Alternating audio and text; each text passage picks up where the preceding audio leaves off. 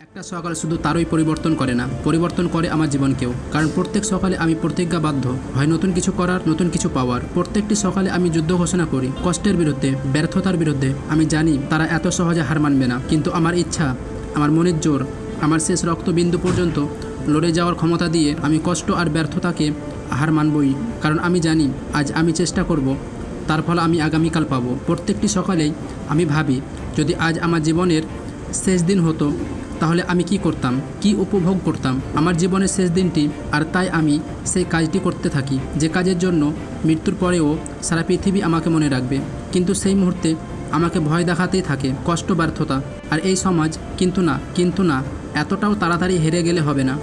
আমি লড়াই করব, আমি লড়তে থাকব যতক্ষণ না শীর্ষে পৌঁছাচ্ছি। আর আমার শেষ রক্তবিন্দু থাকা পর্যন্ত আমি হার স্বীকার করব না। সফলতা, সফলতা, সফলতা, এই সফলতা শুধুমাত্র একটাই শব্দ থেকে যাবে যদি এর আমি সঠিক মর্যাদা না পারি।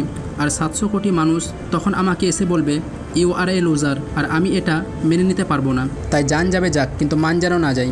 আমি জানি ব্যর্থতা প্রতিটি পদে পদে হার মানানোর চেষ্টা করবে, কিন্তু আমি পিছু হটছি না। সে যদি পদ্মগোখরা হয় তাহলে আমিও কালকে উঠে হব।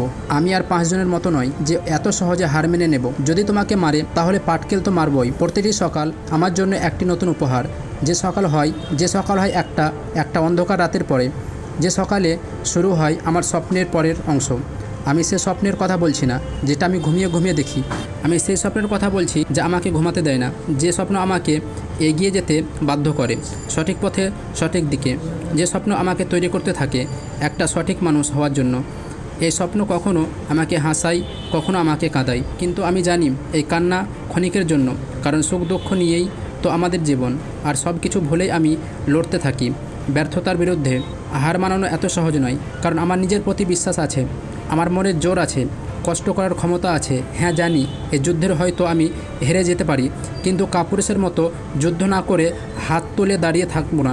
মরতেই যদি হয় বীরের মতো মরব। হ্যাঁ জানি এই যুদ্ধে আমি হেরে যাব, কিন্তু কিছু শিখতে পারবোই। নিজেকে বলতে পারবো যে আমি শেষ রক্তবিন্দু পর্যন্ত লড়াই চালিয়েছিলাম। কিন্তু এগুলো শুধুই আমার দুর্বলতার মুহূর্তে মনে পড়ে, কিন্তু আমি এই ভাবনাকে বাস্তব হতে দেবই না। তাই যাই হোক না কেন, পরিশ্রম আমি করতেই থাকবো। তাই বলে গাধার মতো নয়, পরিশ্রম আর সাথে থাকবে আমার বুদ্ধি। সব কিছু সম্ভব, আমি চাইলে সব কিছু করতে পারি, because I am A super human.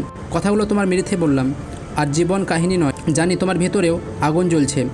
আর দেরি করো না, হাতে বেশি সময় নেই। যা করার তাই এখনই করতে হবে। ক্ষুদ্র একটা দেশলাইয়ের কাঠি সারা পৃথিবী জ্বালিয়ে দিতে পারে। ভিডিওটাকে শেয়ার করার দায়িত্ব আমি তোমার উপরে ছেড়ে দিলাম। আর আমার বিশ্বাস আছে ভিডিওকে তুমি এতক্ষণ লাইক করে দিয়েছো। তোমার জীবনের সমস্যাগুলো কমেন্ট বক্সে কমেন্ট করে আমাকে জানাও। আর নিজেকে নগণ্য মনে করো না।